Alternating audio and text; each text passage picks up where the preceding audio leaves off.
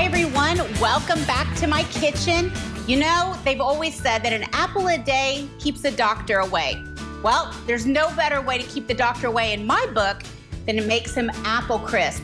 So I've tricked it out a little bit. I've figured out some shortcuts without having to heat up the oven. You can actually use your air fryer. I know, it's pretty amazing. So what I've got here is I have my air fryer. I have sprayed it with a little bit of spray so it won't get stuck. And I've taken apples that I just chopped, just like when we did the applesauce. And how I plan it is I plan 1 apple per person I'm serving. I'm gonna have some girlfriends over for a book club, so that means I had to do multiple apples. So I've got like 6 apples in here.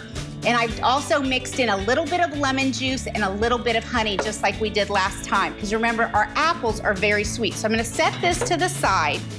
Now we're gonna make the crumble on top. I think that's the best part about apple crisp is honestly the crumble part. So this is a little different. I'm gonna make this one gluten-free for you. And I'll show you how to make that switch. So what I'm gonna start with is 1/4 cup of brown sugar. I have here 1/3 of a cup of oats. I've gone ahead and used quick oats.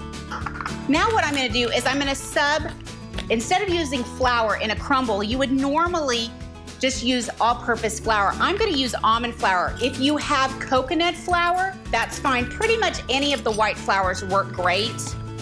So what I'm gonna do is I'm gonna put 2 tablespoons of the almond flour in there.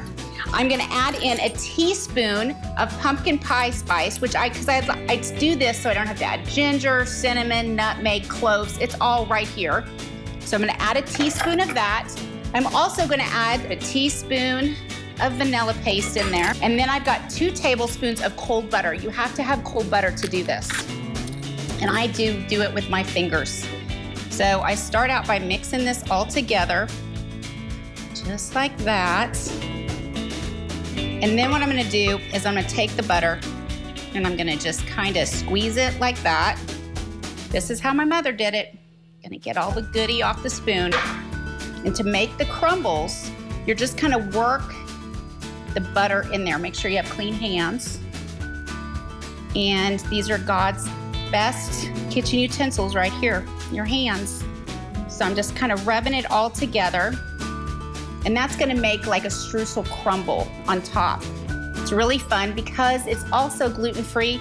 So for my gluten-free girlfriends that are coming over, they're gonna love it. They're gonna get a treat. And the ones that are not gluten-free aren't even gonna feel like they're missing anything because you really can't tell. So I've tossed it all together, I've got the butter broken down, and then I'm just gonna crumble this all over the top, just like that. And then we're going to put it in our air fryer.